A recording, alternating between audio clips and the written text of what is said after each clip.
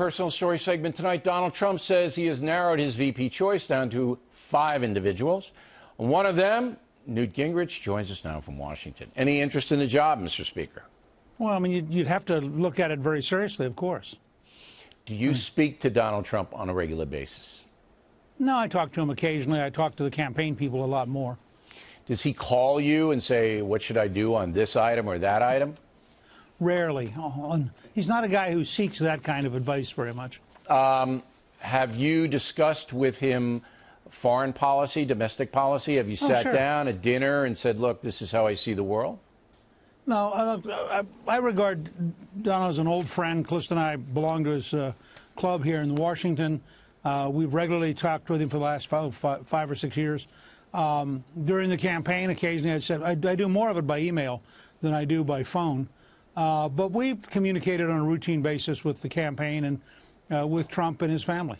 But when you say communicate, nobody knows what that means. Do they ask you questions? Do you volunteer things? Sometimes I get questions. Sometimes I volunteer things. So you say, like, don't call O'Reilly a so-and-so and, you know, that kind of thing? I find, as you know, because you know him well, I find that kind of advice gets you nowhere. Well, yeah. I mean, it's hard to say how much Donald Trump processes. He listens. He's a fairly good listener. Right. But you don't know how many.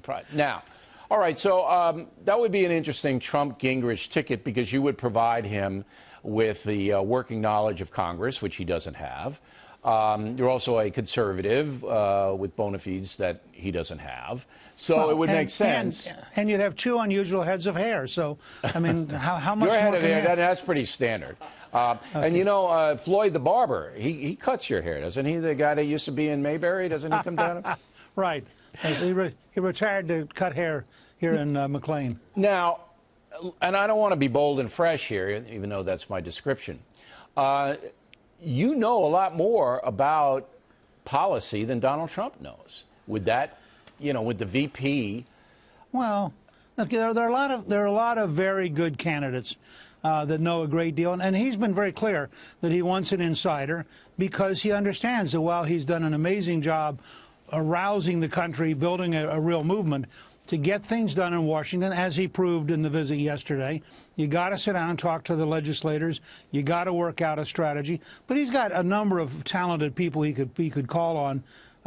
You know, so I think the list is I don't know who's on the list. I know pretty much who's on the list.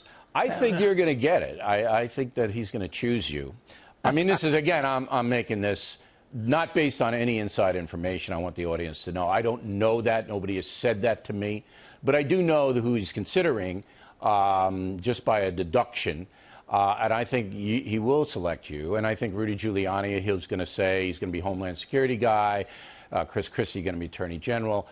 Ben Carson's going to be Health and Human Services. So he's going to go into the Cleveland Convention with his whole crew, which is going to mollify the Republican establishment because you are the Republican establishment, are you not?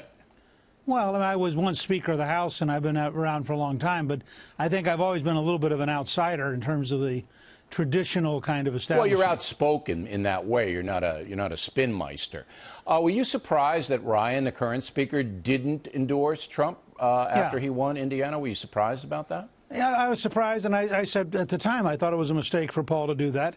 I'm glad they had the meeting yesterday. I think it looks like things are coming together. But I think, you know, when you're the Speaker of the House, you speak for the whole conference, and I thought that was a little bit of a mistake. I think he could have communicated privately everything he wanted to. On the other hand, the truth is they do have some very different policy issues. Sure, absolutely. And they're going to have to work them out over time. Particularly on trade. There's a big gap on trade. Final question. We talked to Congressman Gohmert yesterday, and he said, look, I'm not going to support Trump until he apologizes to Ted Cruz for calling him a liar and other people for demeaning them. Did that bother you when Trump did that? I think Trump's standard style is to be very aggressive and very direct. And by the way, the first person who called Ted Cruz a liar was Marco Rubio.